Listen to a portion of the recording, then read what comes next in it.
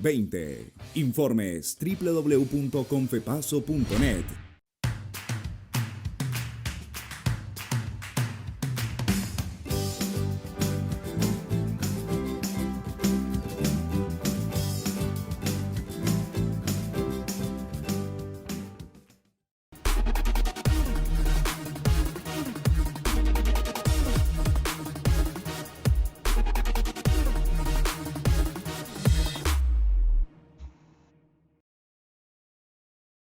Welcome, Paso Fino family. My name is Daniel Chalela, and this is the 4-Beat Chat. I hope you're all staying well at home, staying safe, and going through these difficult times as smooth as we can. Last week, we had some great guests visiting our 4-Beat Chat. We had Mr. Shaw Laney and the people from Paso Fino del Fuego, where we shared beautiful experiences and history of our beloved Paso Fino world. Today we have today we have a very important guest, a true Paso Fino ambassador. And with no more words, I would like to introduce to you Miss Sharon Londono, all the way from Covington, Louisiana. Hello, Sharon. How are you? Good to have you in our 4-Beat Chat. It's a pleasure for us to be able to share this space with the president of our horse association. I hope you're doing well. Thank you, Danielle. It's great to be here. And yep, we're staying safe, staying inside, and staying quarantined. Okay, Sharon. First of all, thank you for accepting my invitation and to joining me and being able to share with all the Paso Fino family. We're trying to stay connected, to get to know each other, and what better than this space throughout these difficult times to stay connected and get to talk about what we love the most, that it's our Paso Fino horse. Today, I would like to start a little bit of with your history and how you got involved into horses, and we'll go on from there. Well, before we get started with history, I want to send you a grand thank you and accepting the challenge of our people to stay connected, to go out and express yourselves and bring us all together. And I couldn't thank you enough for finding such a unique, interesting way to bring our Paso Fino family together. Because for me, this is my family, and it's very needed in these times where uncertainty is so around us that we can come back to the one family that is certain to us.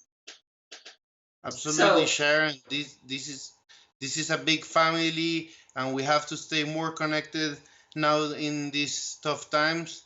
And I would like to learn a little bit about how our president became to the symbol for the Paso Fino that you are today. So let's hear your story, Sharon. well, mine starts from birth. I guess I was just born with a love for horses, and I couldn't get enough. I was surrounded by a dairy farm, but horses weren't very well thought of back then. And so I had to go to Girl Scouts and get my horse riding badge. I had to ride all the little horses at the carnival, had to do everything I could possibly do to get on horses. My aunt was instrumental. She had Arabian horses, and she helped me to learn how to ride as well, from jumping down on off the milk house roof onto the back of a horse and galloping across the fields to later getting into college. And in college, we had to learn the four disciplines of riding, which is stock seat, saddle seat, hunt seat, and dressage. So that gave me a taste of a little bit of everything. And it also exposed me to a different world of the business aspect of horses instead of just the enjoyment. And that right there was like, wow, I can actually do this for a living. This would be like my dream come true. Interestingly enough, my introduction to Pasafinos was a disciplinary action. When I was in college, some friends and I were in class, and we tried to play a practical joke that backfired. And I was called to my professor's office in order to discuss it. And we had to go and work at a horse farm every summer in between the semesters. And there was one horse farm that was needing help that nobody would take because really we didn't know exactly what it was. So they handed me this slip, and this slip was to go out and help at Lake Hart Farms in Elkhart Lake, Wisconsin. I felt like I was being punished because it wasn't one of the really cool jobs like at Kohler Morgan's or some of the other great farms that we had around the facility. So I got on my motorcycle and I drove out to Lakehart Farms and met Bobby Magnus, Bud and Margie Magnus, who were the owners of the place, and learned a lot about Pasafinos. My time with them was some of the best memories I'll ever have. We, at that time, um, this was in 1984 when I began with the Pasafinos. Shows were few and far between, so we would begin our summers on the road. So I was hired to be a showgroom on the road.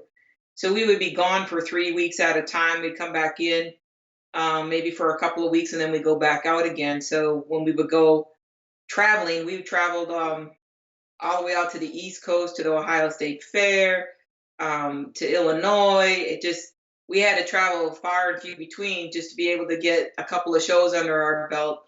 And then we had to go from Wisconsin all the way down to Raleigh, North Carolina for the national competition that was held that year.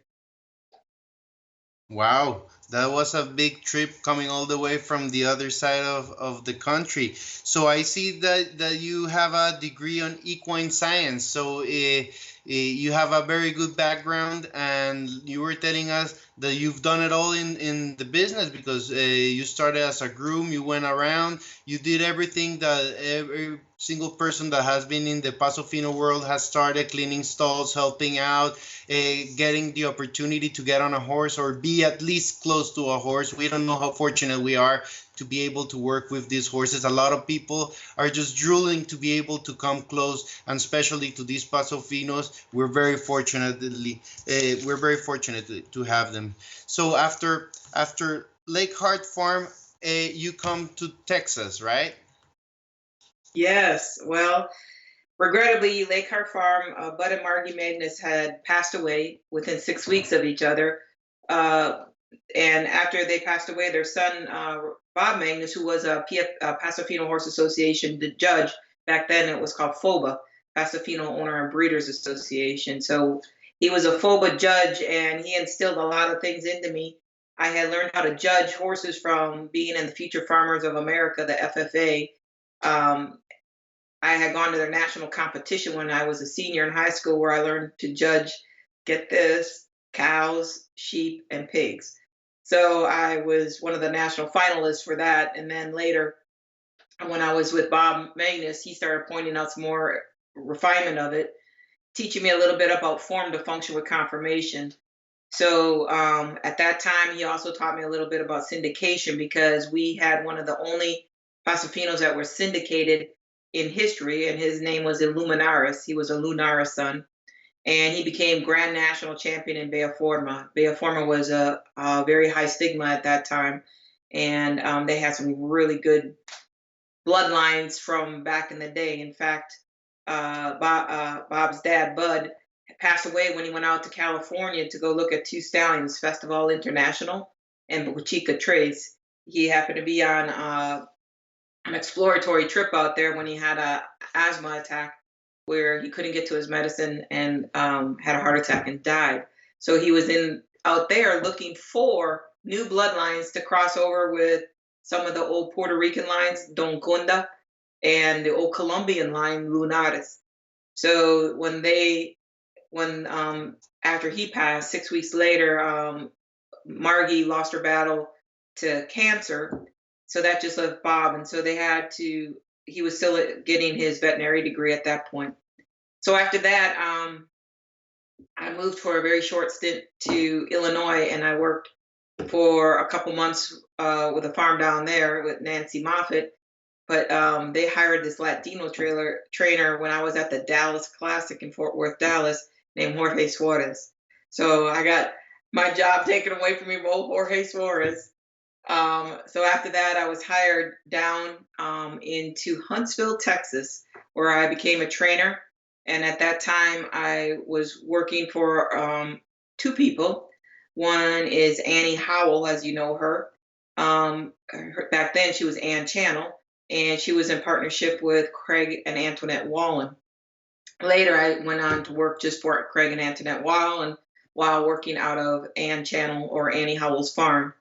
And then I was there training Paso Finos, for about 7 years. Um, and then later was going to all the classics, and we were moving to the Spectrum was in Ocala at that point. One time I was down in Tampa, so we moved along quite a bit. So that was where I did the main of my training of the Pasofinos, and I would bring some of my youth into it because I would take Pasofinos and in Texas go to barrel races or pole bending because I had a really nice gelding back then. So they thought my funny little horse was cute until I could run, and then when I brought home the money, they thought it wasn't so cute anymore. Thank you for sharing this story. At this time, I would like to greet the people in the chat. Thank you for watching. Del Valle Stables, Nicolas Corso, DL Pasofino, Tony Yami Hernandez, Roy Yalos, Gabriel Lagos, Pablo Boy, and Hannah Stack. Thank you for watching, and remember to share. Click and share for people to get to see these videos. I like you were telling me you got to learn how to judge animals on their conformation and everything. So this all this formation for you was very important, and you've been recovering information and experience since the year 84, you were saying that you started. And I know that in the year 1989 you got your judge's card. How was this experience? When did you decided to become a Pasofino judge? Well, while I was training in Texas, there was this little Latin guy that kept telling me he had really cool pheno horses and kept trying to bribe me to ride his little pheno horses. And I was just like, dude, I don't like Latinos, man. I'm German. I don't want you. Go away. And the harder I pushed him away, the more fancy horse he would bring for me to ride. Make a long story short, I married him. So here I am, X number of years later, with this little Colombian dude. And we met at a show in Kansas City. Carrying on with that, yeah, this is from the year 2000 when I was just freshly becoming a judge here at one of the clinics, and you'll know some faces there of some wonderful, notable people that have been my support all along. Carrying on with becoming a judge, one of the things that I realized is with my education, and I went on to Colorado State to get my advanced breeding certificate and Texas A&M to get my nutritional certificate for equines, that with my unique experience of having a college degree, coming from other breeds growing up, and being able to train horses, it gave me an experience that I thought I could share with others. I wanted to be able to give an unbiased opinion through education and experiences where I feel like I could really accentuate the qualities of the people that were giving you the best performance for the moment. And so when I took on this challenge, I started the process and then later became pregnant with my first child. And while he was incubating, I was doing my junior judges and trying to finish it up. So when I was 24, I became a judge in the Pasofino Horse Association. And when I turned 29, I judged my first national show. So it was a great opportunity for me to not only use my education, but to gain my experiences and learn the different qualities and the different caliber of temperaments that you need both from your rider as well as from your animal. Well, it's very impressive, Sharon, and I didn't know all this background about you and all the studies that you've had. It's very important. I've seen by getting to know you all this important information that you know about equine science, about nutrition, about training. Definitely tells about why you are where you are right now, and it's wonderful to that our president knows about all that's going all around the horse. I know that you've had the chance to judge the first Fabulous Futurity in 2003. Well, could you share a little bit about that experience of judging at the first Futurity in 2003? The Fabulous Pheno Futurity, when it was developed, there was two other key components besides myself. At that time, I was in the events chair and on the just getting my feet wet into the political aspect of it. And there was our old executive director named CJ Marcello. And due to his experiences in the cutting horse industry, we had a conversation one day. And the conversation was, how come cutting horse people can demand such high prices of their horses and have these futurities for millions of dollars? Why can't we do that? Our horses are just as versatile, just as classy looking. We can do something. So he gained up one of his partners named Alan Parker. Alan Parker later became the auctioneer for this. And we went to the Cutting Horse Association, the gentleman that made the Cutting Horse Futurity, and we got down to the basics of what makes a futurity work. So with that, we designed a unique sale with that knowledge, and it became the Fabulous Pheno Futurity sale. And that's where only the horses that participated in that auction could participate in that class. So if you didn't run through the auction, you could sell your horse or you could buy it back, and you always had to pay the commission. One of the most unique things is it didn't cost the whole membership anything. It only cost the people that played the game any money at all. And with that, we got $24,000 in prize money our first, second, and our third year. And it was great because then we were able to give $20,000 in prize money to the first place animal. Then it went down to 3 and 1, plus saddles and bridles and everything else. But the most unique part of all this was this opportunity to pick judges didn't have to be the national show. I'm not able to judge a national show due to conflict and due to financial loss. After I did it in 1994, I got a pretty wide opening as how difficult it is for a training family to be able to put your name in for the national show. That's why I haven't done it since 1994. However, in this particular Fabulous Pheno Futurity, we did one of the requirements was the buyers of the horses were able to select any judge in the world that was qualified to judge Paso Phenos. And out of the 3 years that it was running, that they allowed this to happen, all 3 years I was selected. And I think that was one of my greatest honors to be a judge, to have the buyers of these animals, not once, not twice, but all 3 years, select me to judge their pheno horses. And it was one of my greatest accomplishments to be able to watch the value of the animals to come forth. And you were watching horses sell for over $100,000 in a relatively short period of time in their second year. And these were valid deals. These were things that happened, and it boosted our market so great that it brought us up to a whole new level. And I'm happy that I was able to work with some of the best minds of our industry to be able to bring that forth. And then the cherry on top of that Sunday was me being able to actually judge it and give the $20,000 to the first place horses.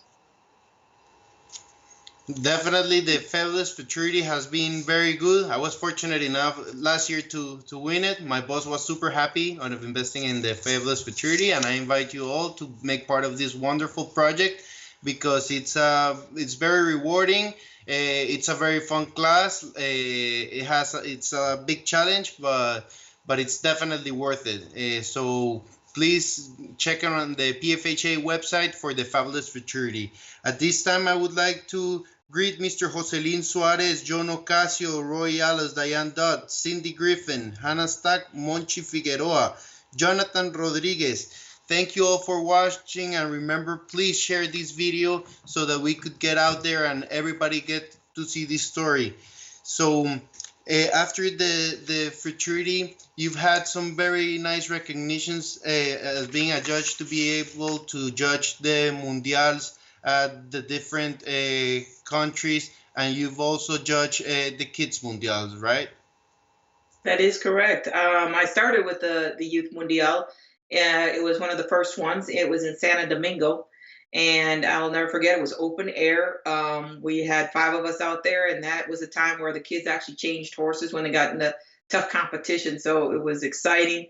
And when you got to some really good competitors, we had enough time that we allowed them to switch horses and really get into it. It was by far an exhausting but very fulfilling experience because these kids, they ride with their hearts out, and that set the tone for me for years to come with the youth. For 2 additional years, I was the assistant coach, and then later became a head coach with one of my assistants was Angela Ochoa. I was head coach in Puerto Rico and Colombia, and this lady right here has never let me down in helping my kids find some of the best horses and always support the PFHA. Um, After the Youth Mundials, then I was able to, I was elected by the board of directors and the Conferpaso accept the recommendations that I judged 4 additional Mundials. I have judged in Colombia. I did the Medellin in Fino. I did this one. This one was here in Pareda. And then I later judged in Miami and for the other classes as well, and continued in Santo Domingo as well there when they had the new facilities there. Regrettably, I missed some days there because I ate the wrong stuff, but I made it to the end and got to the to the last of the classes anyway. Well, it was definitely a great experience to be able to judge these mundials. They are unforgettable. They've all had very good horses and very good tight competition.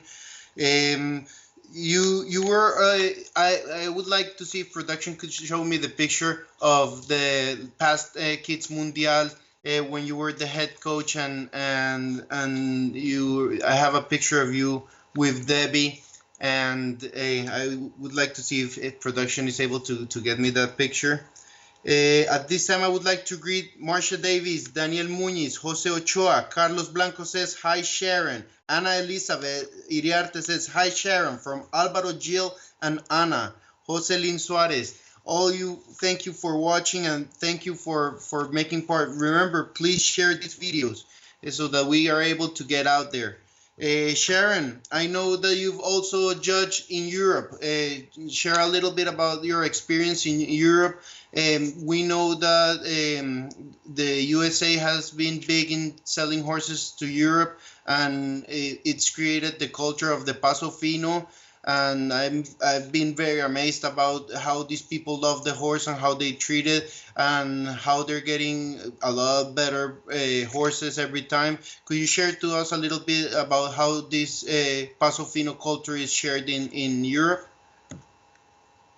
Absolutely. In Europe, they enjoy their horses to the fullest degree. They don't only just trail ride it, they don't just compete it, they do everything absolutely that they can possibly do.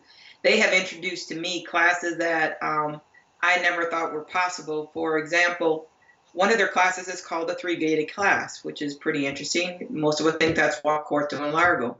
Well, it isn't for them. It's walk, trot, and corto. Then they have a 5-gated class, which is walk, trot, corto, largo, and canter. So when I say they enjoy their horses, they teach their horses how to trot on command.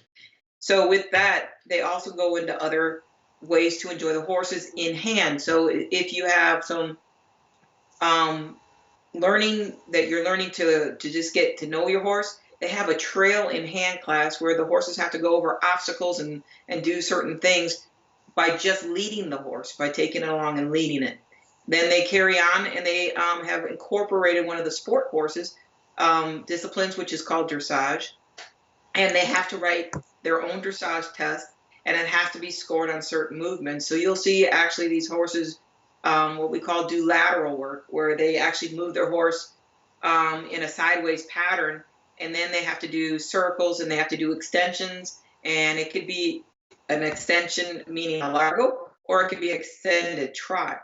it's very interesting, and they have to state exactly at what letter they're going to do it. So I was able to judge on numerous occasions. I think I did 4 or 5 different occasions over there with other judges, and at their shows, they're bringing countries together from Ireland, from France, from England, from Austria, from Switzerland, from Sweden. They're all come together, and they had about 80 horses at the one of the last shows that we were able to judge together over there, and they would have it near Nuremberg, Germany, and it was great because their hospitality is great. It's a fun activity where everybody gets together, and then they always have little parties at the end, and so you get to learn how to drink German beer and listen to polka music. So I mean, it's what else can you ask for? It's right up the Latinos' way. They really enjoyed their horse. At this time, Cindy Gascon. Hola, Sharon. We love you very much. Debbie Malone. Thank you. Love learning much as I can about pasos. Liza Holland. Great, Sharon Londono. If you have any questions for Sharon, please make them through the chat and I'll be more than glad to ask her. Sharon, so that's super impressive that they're able to get their horses to trot on our command. For us people who train horses know that that's a big challenge to get one of these pasos to do corto, largo, and now to get them to trot. That's absolutely amazing, and that's a great way, and it tells about these people and their knowledge of handling horses. I was speaking last week to one of my colleagues, Mr. Jose Ochoa, and he was sharing to me that he was super impressed when he went to a clinic in Europe. He went to teach the clinic. He told me these ladies taught me there. These people are very good with horses and they have a lot of knowledge. I also know that they have some different customs that are, I think, law in the way that they handle their horses. Their whiskers could not be cut and their bridle path. Could you share a little bit to us about that?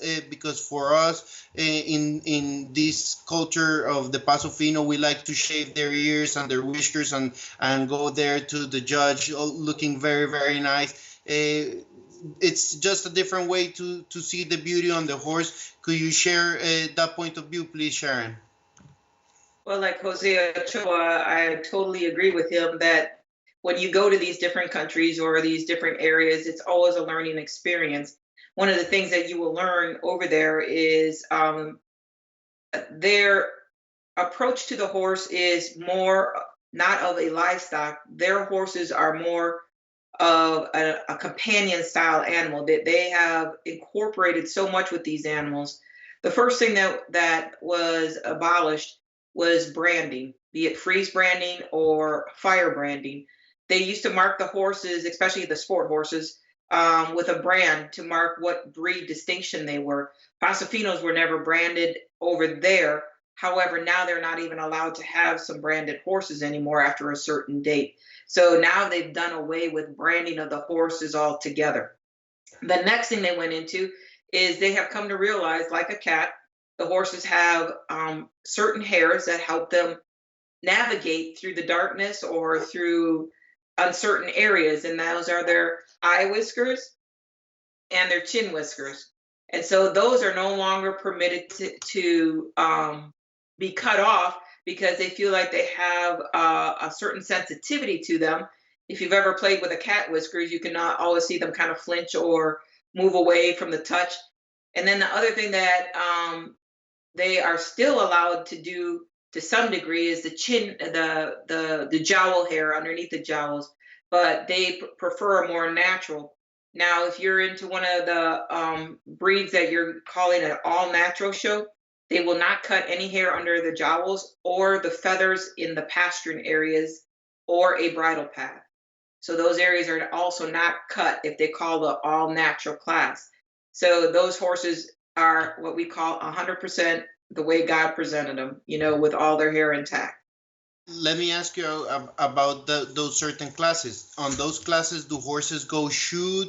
Do they go with a bit? Do they go on a bridle? How do they? What is the requirement to be able to go on this class that you were saying? That sounds very interesting. I've never heard about that. and definitely, what better way than to look at a horse in its natural way? Could you share to us what are the requirements, and what do you need to be able to go in this class? Because there's so many different categories within a class, one of the things that I like to watch at the Europeans more than everything else, they like to leave their horses in a Basel for an extended period of time. They don't necessarily even carry a bit. They feel that is more kind to the horse, and they like to work more specifically off the bottom where it's bone. They do not like to work off the nose where it's cartilage. They feel that if you damage the cartilage, it'll scar for life, and it'll scar the memory of the horse for life. So you'll see them work a lot more off the bone. Now, as for bits, when they do start the bitting process, it's a long process. They believe in allowing the horse to develop. You must understand that they come from a heritage of dressage.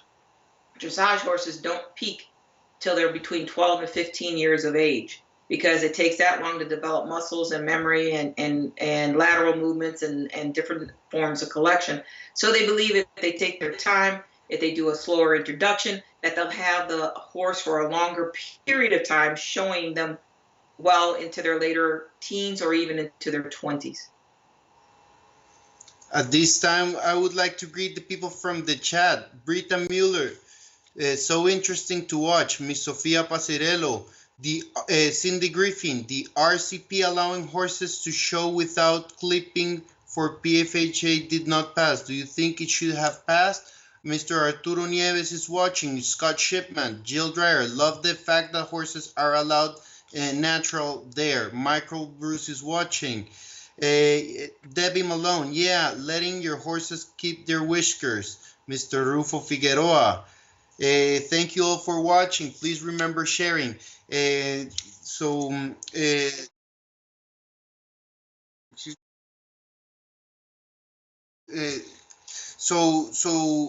me. So these horses could go in. These are Paso Fino classes, or they are all gated horse classes that Paso Finos are taken to. These are specific classes. In Germany, they have it both ways. If they have a Paso show, which they have sometimes, it'll be just the Paso classes. Sometimes they're in conjunction with other breeds, like the Icelandic horses are a lot of times with them. And then, like in England, there are just what I call generic gated horse classes. And then there's some that they call the overall pleasure class, which has the traditional horses. A traditional horse to me is a horse that trots and canters. So any traditional horse that has a pleasure attitude or way of going. So in England, they'll have some of those and as well. So you have every aspect of it. And to answer, like Cindy was asking, we had a rule change that said that we shouldn't cut facial hair. As a judge, it doesn't matter to me because that's the least that I'm looking at. I'm usually concentrating on the feet of the horse, and the overall picture of the horse. So, it's a personal preference. But our breed is so steeped in tradition, it's hard to gain change within our breed because, as you can see, there's still some people that brand, where branding of other breeds in the United States, that especially the sport horses, has been done away with. Even when I was working with the Danish warm bloods, we branded after they were forbidden in Denmark. They still did it here, but now that's been done away with as well. So how do they identify their horses other than their registration? Do they have a microchip? Do they tattoo? What do they do to recognize from each other? Is there a requirement for registration?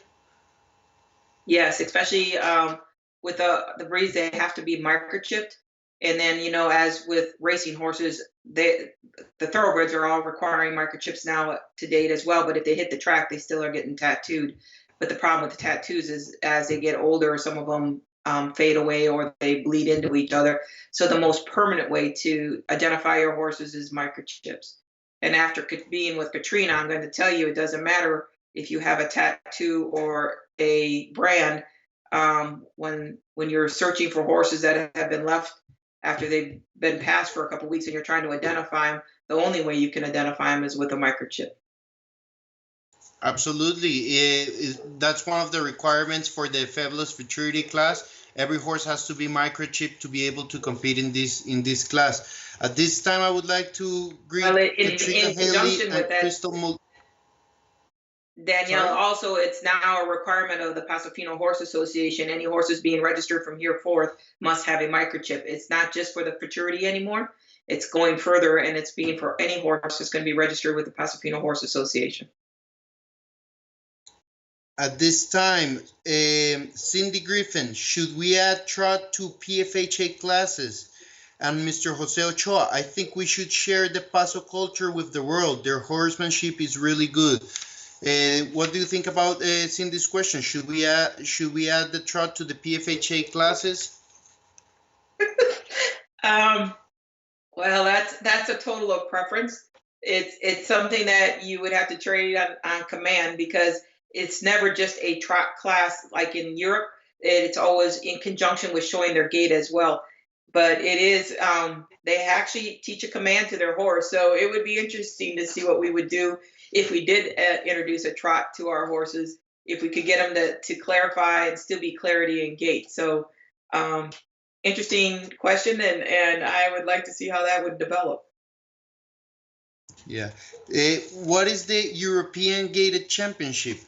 I know that you've been a judge when it was held in Germany and Great Britain. Could you share to me a little bit about this experience? Oh, the European Championship is kind of what I mentioned a little bit earlier. Our friend that's listening, Brita from Germany, it's like 3 o'clock in the morning over there, but she's awake. But she's one of the best amateur riders of Europe, in my opinion, because she has come here, she has learned, she has studied bloodlines, and if you think we are fanatics about bloodlines and qualities, you need to be introduced to the Europeans, because they are studious, they are dedicated, and they try to take what we have here in the United States and replicate it there in Europe. And they have all the classes that we have, in addition to the other ones that I previously mentioned, some dressage, and they even have fun classes. They'll run barrels. It was great watching Shaw Laney do a barrel pattern. He had to pull out his hunter jumper days and actually pull up his stirrups and ride. So it was kind of fun. He was in competition there, because they'll bring some of the trainers over to help them compete if they have multiple horses, especially the big breeder that started all this in Europe. Her name was Doris Sperber, and she would bring like Shaw or some other trainers or people over to give clinics and help ride. Absolutely. Please, Paso family, remember we have the web cup coming over this weekend. If you still have your videos, please send them to Confepaso. I know the due date was today, but we want to have this show. This is a way to keeping us together. So please submit your videos to the Confepaso email. I'm putting it right here, right now, underneath my screen. Send your videos. Please make part of it. We need to support each other, and what better way to do a show through the internet. It's gonna be taking place this weekend. The judging is the 18th and the 19th, so please submit your videos. Sharon, you need to tell Manny to do a video for this web cup. What do you think about this kind of ways that we have to show our horses right now that we're in this quarantine? What do you think about this idea? I love it. I think it's one of the best ways that we can get through these uncertain times. I think it's a great way to work on your horsemanship skills, kind of tighten up, and it's a totally different approach to looking at it, but it's a fresh approach. Why not try a little bit of change? Why not try to see how you compete against everybody else and how it comes together?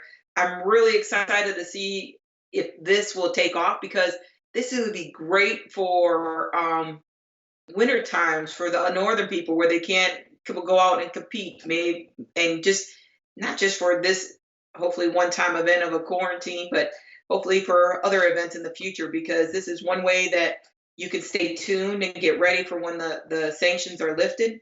This keeps your horses sharp and in training. That way they don't have to come out of training. Keep them going, and keep them in front of the eyes of the judges. And that way you stay sharp, your horse stays sharp, nobody's out of training, and you keep working on.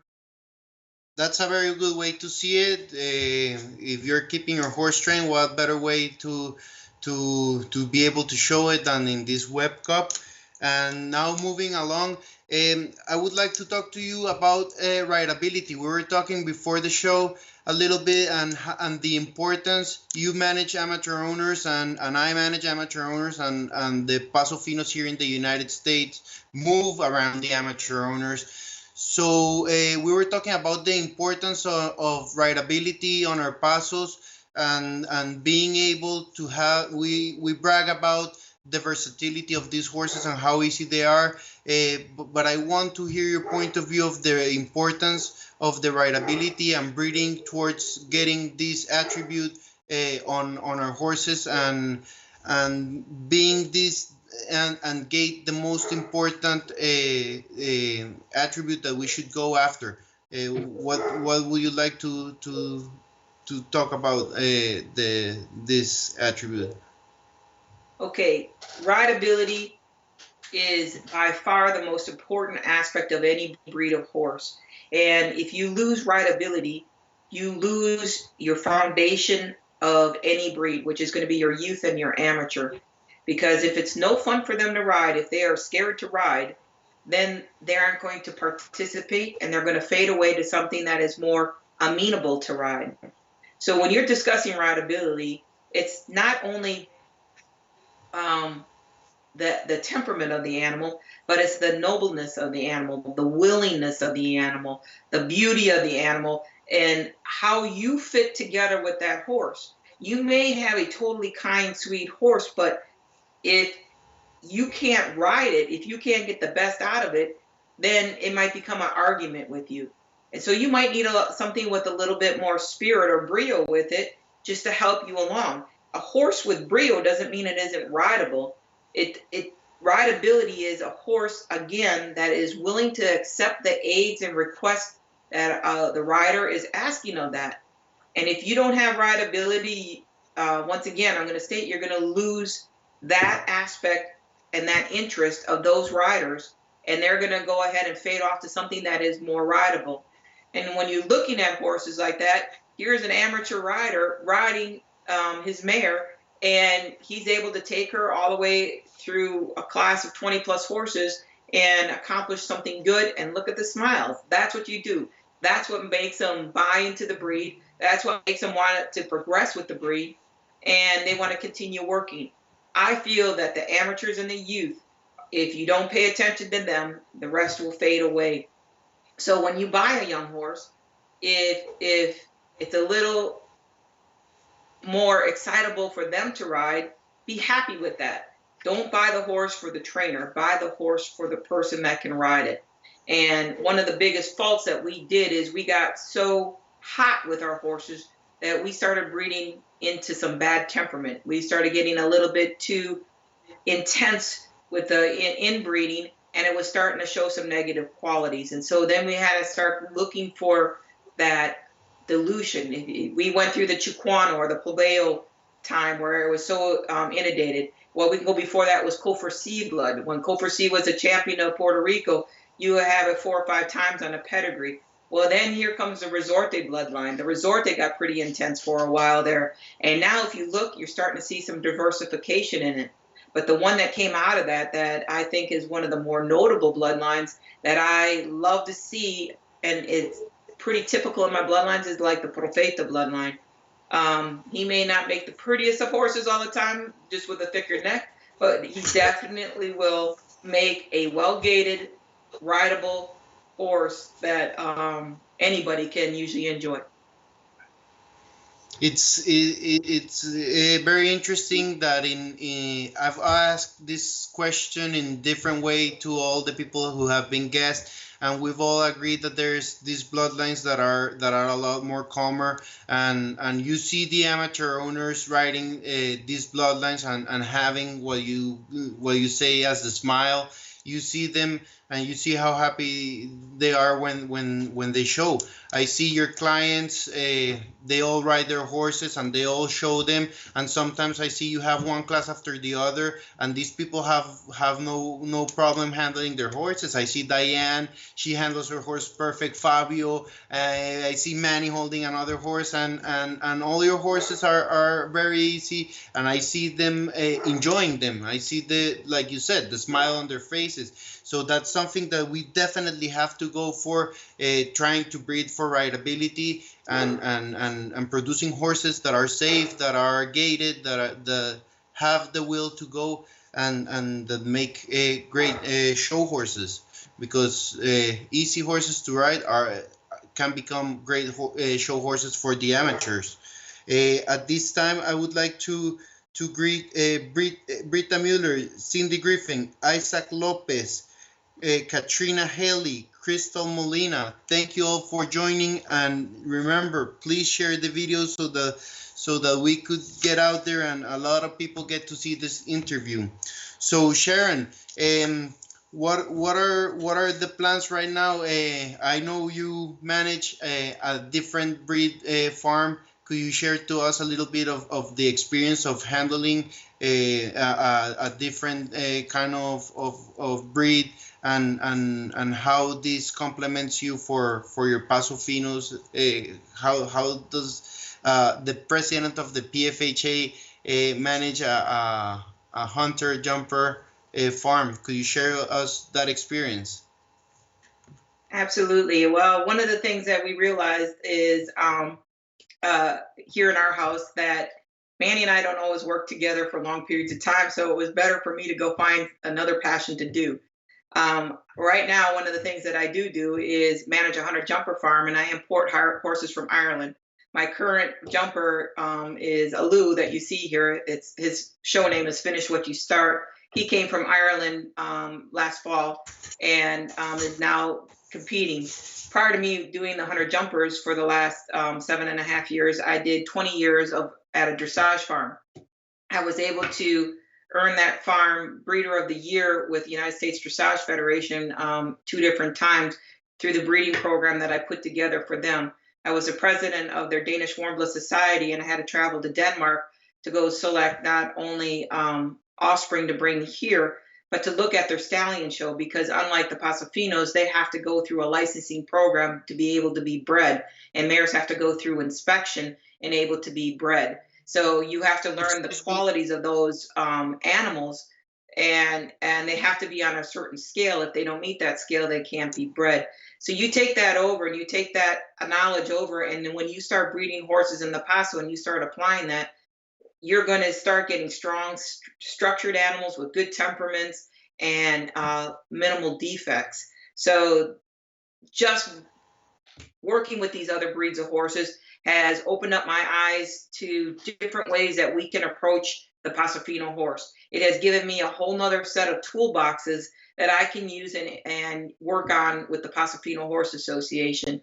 I think it's important for us to look at what others are doing or have done. So number one, we don't walk down the path that they took that was a wrong path, because we're too small to make mistakes. We got to keep trying to forge forward and try to take the good of what they're doing and see how they can be impressed on us to keep working forward.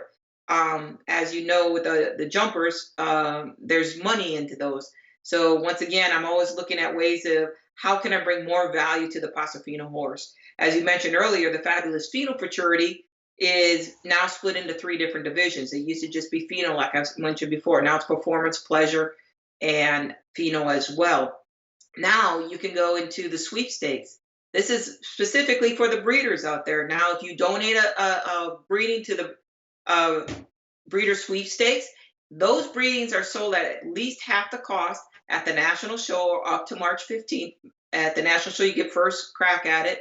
And those monies go into a class called the breeder sweepstakes, where you can take any offspring out of those stallions, and they're shown on a line, and they go for prize money. Now, if you nominate that same baby into the futurity program, so now it's won money as a yearling.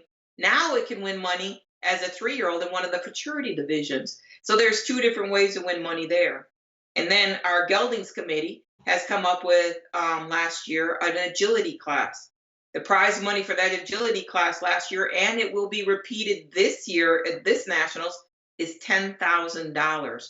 Your horse needs to learn the pattern, and you can win money there. And then beyond that, they've also developed a rescue class, and the rescue class was picked up by the United States Equestrian Federation for its notability. And so it was just voted on at the past board of directors meeting. They're going to open it up to all genders. So now we're going to have an all gender rescue class, horses that came out of feedlots or backyards out of starvation cases and stuff like that, that can also go in and compete. So I'm constantly looking at how can we better it. The gelding. In geldings, one of the horses that I was able to breed was the first alternate for the United States in the Olympics in dressage. And I know that that horse was offered $3 million for that particular gelding. So I look at the geldings and I think, okay, let's put some emphasis on the gelding. So what happens? We have the gelding for gold. Now, that's another class. It's within its division. It could be pleasure, performance, or pheno. It can be ridden by the amateur or the professional. And now this year, again, the geldings committee has done a great job, and they have gotten $2,500 per class donated towards prize money in that. So let's back up. Now you have a colt that's born. You have a potential winning money as a yearling. Now you decide to go ahead and take that colt into the fabulous pheno futurity. Well, now his temperament can't be handled, so let's geld it. Now you can win money in one of the gelding for gold classes as well. So there's three special ways that you can win money within our own association that people forget about. And at the same time, get reduced breeding fees by going through the breeder sweepstakes. That adds, the more breedings we sell out of the stallion breeding auction, the higher the prize money is for the breeder sweepstakes. That's super interesting, and like you said, a lot of people forget about it, that there's many ways that we could make this Paso Fino Passion successful and get some money back and be able to feed our horse in categories. I've been actively participating of these classes that you've mentioned, and what you were saying prior to that, it's very important that you've adjusted a lot of your ideas that you get from other breeds to the Paso Fino horse, and it has been a big success. At this time, I would like to greet the people in our chat: Cindy Marino, Benny Cotto, Daniel Muñiz, Juan Perez, Candy Hurt, Jose David Rodriguez, Jeannie Griggs. Thank you all for watching. Mr. Daniel Muñiz has a question. Has PFHA thought about changing the classes to be judged by the month? The rule has passed. It will take effect September 1st, and all classes in the 2021 show season will be judged by months. It already has passed. So that will take effect September 1st, 2020, but not at this Nationals, because the Nationals always is under the rules of that show year. So yes, it is going to happen. I've also heard that for the Fino classes, is it true that they starting next year, the Fino classes, they will have to go shoot the horses to the ring? Yes, it will be a requirement that all classic Fino horses will need to be shod on all 4 feet with the same alloy and the same weight for all classic Fino horses. That's a very big step. I completely agree. I think that it's going to be very important, that it's a very big step forward to getting these Fino classes to be judged all shoot even. It's very important. At this time, I would like to greet the people from the chat. Miss Carolina Sea, Cindy Marino, thank you for hosting and making us feel connected at this difficult time. Thank you, Cindy, for watching. Jeannie Griggs, Mr. Alfredo Marquez, I won't forget you today. Alfredo, thank you for watching as well. Miss Cindy Griffin, can you elaborate on the video World Cup? This first heard of it. Yes, Cindy, the Web Cup is taking place this weekend, the 18th and the 19th, and I'm going to share down here on my screen the address for Confepaso to submit your videos. You still have time. The due date was today, but we're trying to make everybody comfortable and trying to get everybody to participate. So underneath you could see the address to send in your videos. On the Confepaso Instagram page, you could see the rules to be able to participate. Sharon, when do you think we'll be going back to the horse shows? I know this is a tough question because it's not up to you, but when do you think we're gonna have any shows this year at all, or you think it's not looking that great? No, I'm pretty optimistic. I'm I'm fortunate enough to have an executive committee member that does his business in the medical aspect, and he has some of the top advisors advising us what we're going along and how we're going to do this. It looks like the peak in Miami is going to be May 3rd. If that happens and it falls off at a pretty fast rate, we're looking to have shows in July and August. In fact, the events committee has just submitted to us, and the executive committee will be reading it over, how to repopulate the July and August calendar. And if everything goes as we want it to, then we will have some shows there. We are definitely looking forward to having our national show. It's going to be in Perry, Georgia. It's going to be at the new facilities that they were building when we were there. We are moving into the horse stalls right next to it. You're going to have that whole entire covered arena that's next to it as your warm up. And then there's going to be a separate area for your, what we call the prepista, or the holding area. So I'm definitely looking forward to the national show there. I in hopes that maybe they'll lift it a little sooner than that. Right now it's May 3rd for the USEF, but they're already discussing what they're going to do with that. They're supposed to put out another statement in the next couple of days in that regard. They haven't yet. But I'm pretty confident that no matter what happens or how they do it, we'll continue monitoring it and we'll reassess it. If they happen to lift the ban for public activities, it's not going to be too fast. One of the things that they're saying is that they're going to minimize the number of people in a public setting. So I don't think that would allow us to have a horse show immediately. But by July and August, it looks like they'll be allowing bigger and bigger groups to be able to congregate in one area. A lot of people think when they lift this ban that we go back to normal social activities, and they've already told us that's not going to happen. What's going to end up happening is you're going to be able to have small gatherings, a birthday party in the park or something like that, where a horse show, obviously we all want more than 10 people at our horse show. So I don't think that'll be feasible at this time. So we're definitely going to have shows. So keep your horses tuned up and trained for when they do start to lift things. And we will keep you posted. I try to use our social media as much as possible.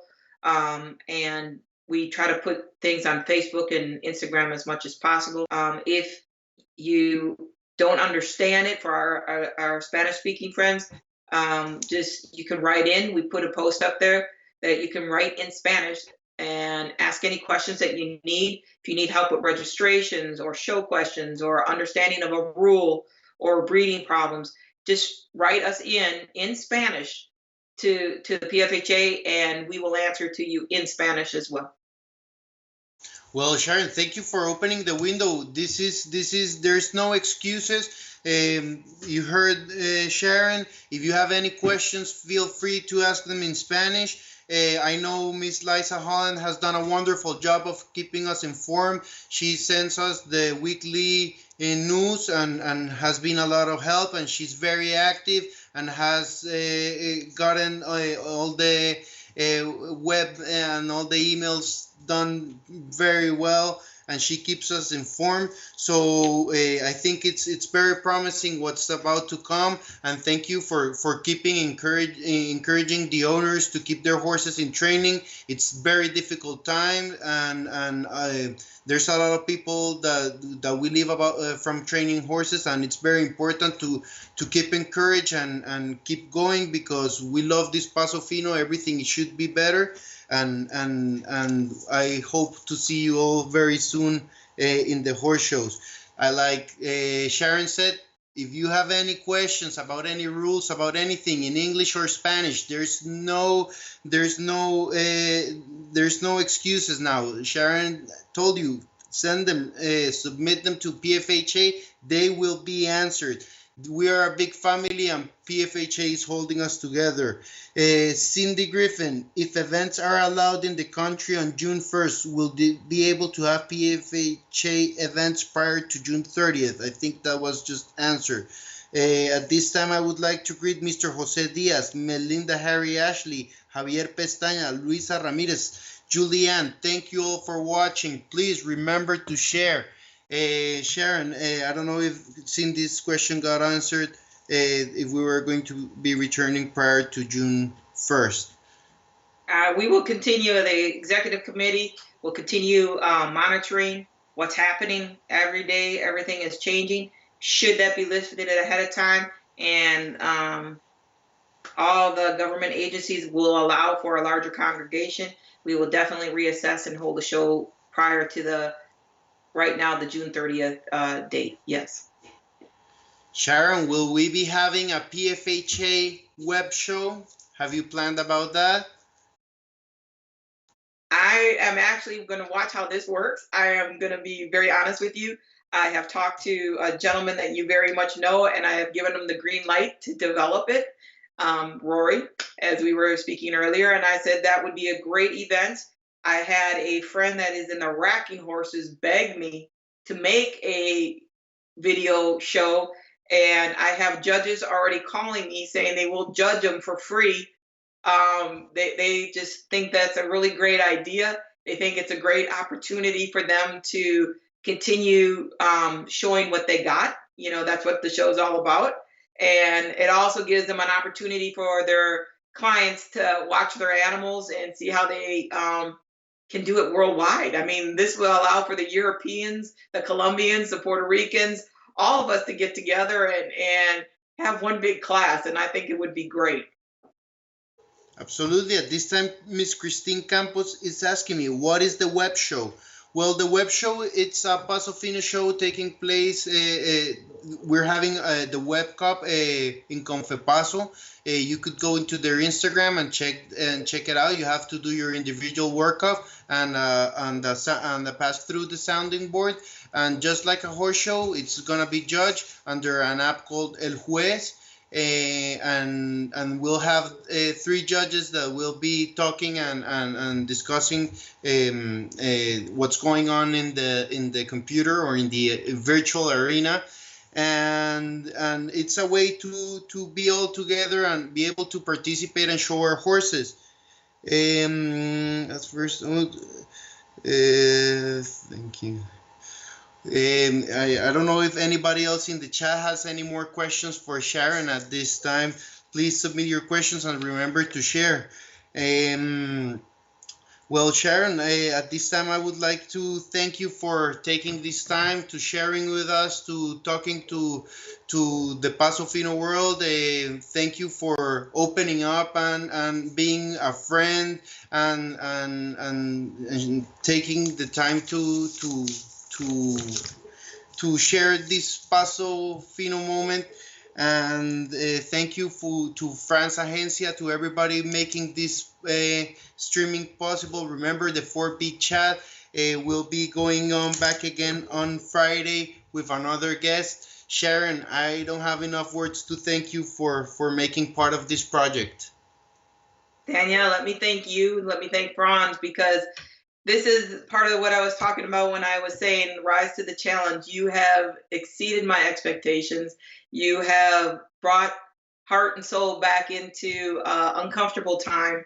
And without your generosity, without Franz's generosity, without you guys coming together with this idea, we couldn't have something so great. You had some awesome speakers. I'm looking forward to the next set of speakers that you had. And I hope that you don't let anybody dampen your spirits. And I hope that no matter what you do, you understand right here and right now, this is what's needed within the Paso Fino Horse Association, within the world. Your kindness and your generosity is outstanding. And I want to thank you, Danielle and Franz, and everybody that's involved in putting this on. You guys are wonderful, and you have blessed me with a great opportunity. Thank you. Yes, Sharon, thank you. And it's a great opportunity. We're a big Paso family. In these tough times, we need to be more together than any other time. Let's keep bonded. Let's keep together. Let's keep this 4B chat going. Let's talk about the Paso Finos that we love the most. And we have to keep strong. Let's keep going. And Sharon, please send my regards to my very, very good friend, Manny Londono, that I haven't mentioned him. I'm pretty sure he's back there listening somewhere. He's my very good personal friend, and I hope he's doing well. All right, Danielle. Thank you, everybody, for tuning in. It was a great fun, and I wish you guys the best. Stay healthy, stay safe, stay alive. I look forward to seeing you soon. Absolutely. So please remember, submit your videos. Let's stay connected. Don't let the Paso Fino passion fall apart. Let's go to this web cup and try to submit your videos. We're gonna put the web page again to send your videos. It's at the Confe Paso. Please check it out and send your videos. Thank you all for watching. Thank you for joining me. Thank you for the support, and remember to share so everybody gets to see. Let's make this big, and I'll see you on Friday. Thank you, Sharon. Thank you, Paso family. Bye, guys.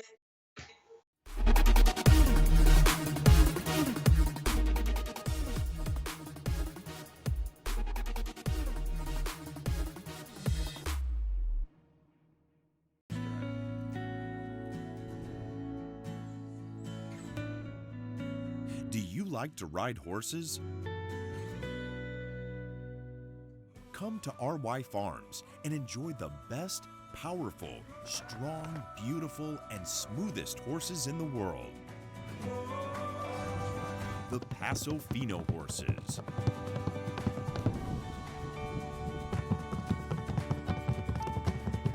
Only 60 miles from New York City in Warwick, New York.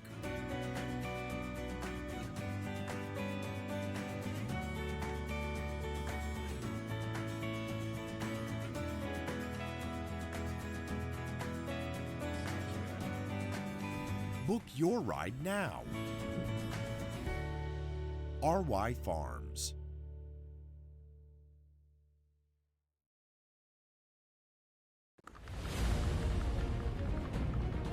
We commit ourselves to do things well, to work hard in order to overcome adversity, to value ourselves as a team and to give everything,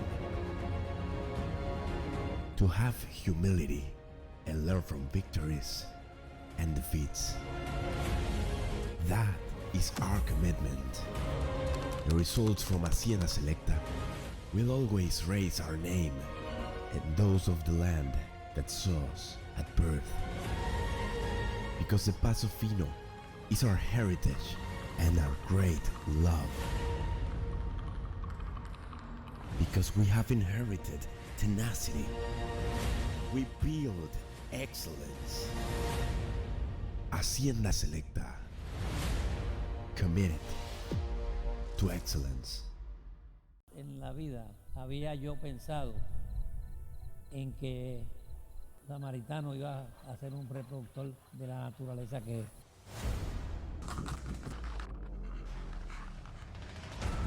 La calidad es superior.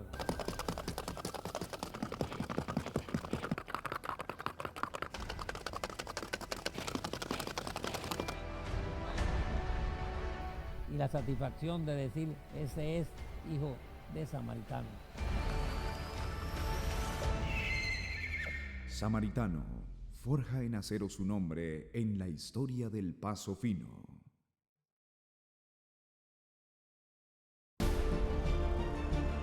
We have dreamed of a magical place.